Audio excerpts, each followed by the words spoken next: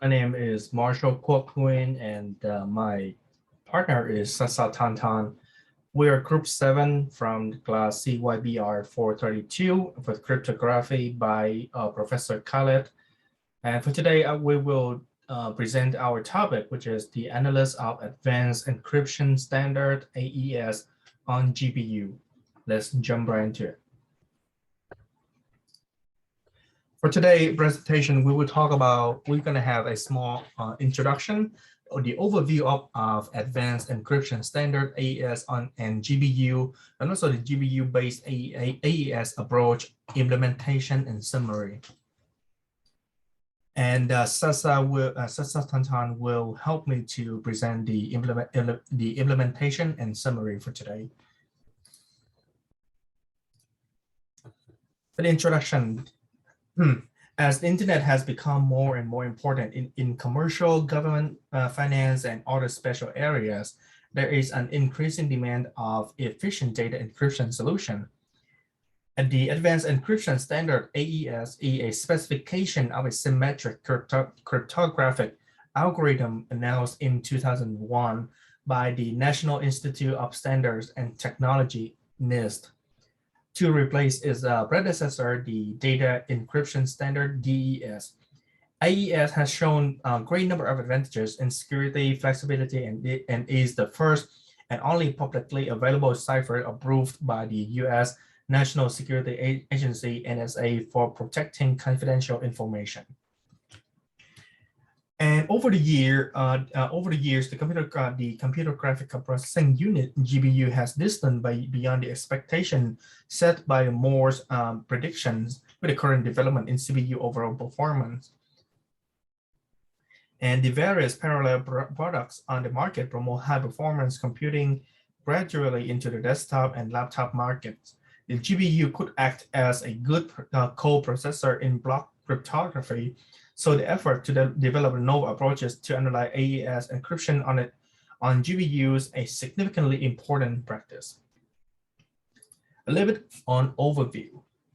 The AES cipher is specified as several repetitions of transformation rounds that convert the input plain text into the final output of cipher text.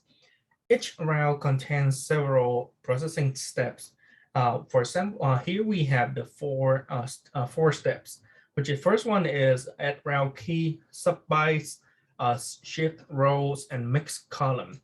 The initial round only includes the add round key that relies on the encryption key. Meanwhile, the last round doesn't include mix column step. The size of encryption key determines the number of transformation rounds.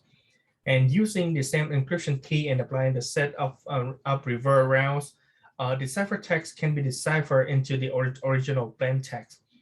And we decided to select only the 128-bit key for the paper, despite the numerous key sizes available, such as 192 and 256 bits.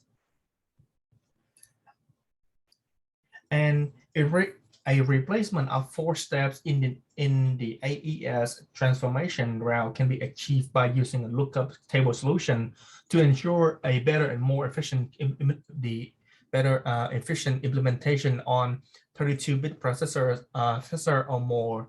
The 4 lookup tables are T0, T1, T2, 2, and T3.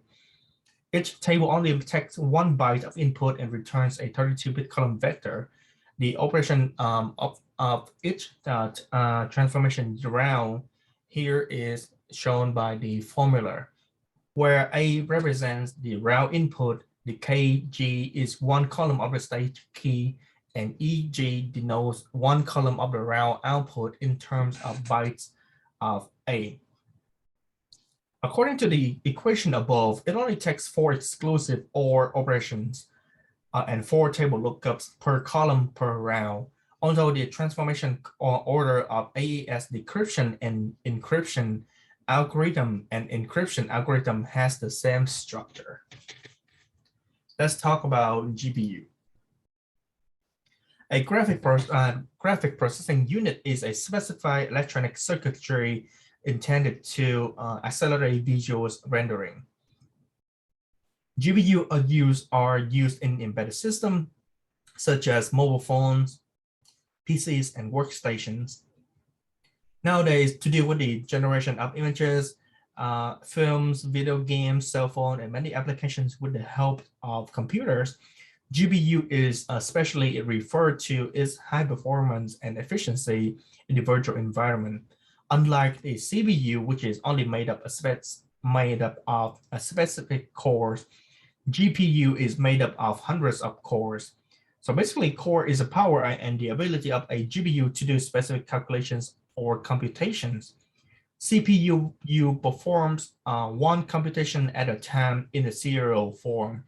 When GPU uses a type of computing in which many calculations and or processes are performed out of simultaneously computation, which is also called the parallel computation. This ability gives a GPU to additional muscles or brain powers that the CPU simply cannot provide.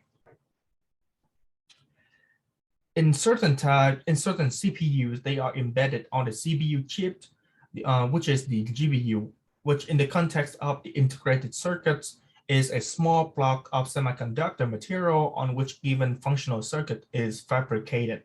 Typically, the integrated circuits are made in large batches on a single wafer of electronic silicon, EGS, or other semiconductors such as GAAS, by applying processes such as photolithography. And modern GPU can boast maximum arithmetic and memory bandwidth, which exceeds the CPU. And we can see the comparison between the CPU and GPU here. For the GPU today, they have many cores which have the higher throughput, good for processing simultaneously, and can do thousands of operations as one. For the GPU-based AES approach, for the parallel granularity, we adopt the 16 bytes of each thread to perform the simultaneous granularity. It means that each thread is diagrammed to a 16-byte AES block, and the blocks are processed simultaneously. Since there is no need of parallel execution of each thread or synchronization and sharing data among the executed threads, the threads can complete processing on their own register.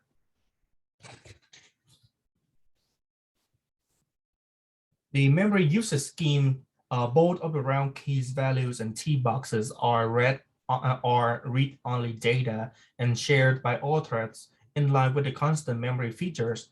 Nevertheless, while the T box is random, the round key is not. The accessing speed of T box is among significant features of AES algorithm. And it saves T box in an on-chip shared memory to maintain the speed access to memory, knowing that the size of the T box is only 4 kilobyte. For the ECB mode encryption, the GPU-based bit-slice cryptography implementations which are immune to the cache-based attacks mentioned above. Only a power analysis method based on the high parallelism of GPUs can be effective. The ECB, the electronic code book, is a simple mode of operation with a block cipher that mostly used with symmetric key encryption. It is one of the most effective ways to process a series of sequentially listed message blocks, and input plain text is then divided into blocks. And for within the ECB mode encryption, it will encrypting each block separately and individually.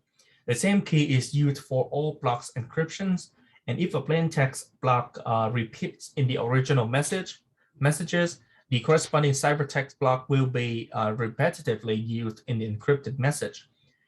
And the ECB is suitable for only for small messages.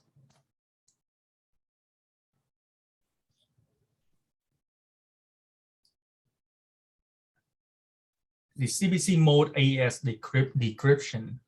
The CBC mode decryption implementation is almost identical with the ECB mode decryption mentioned above.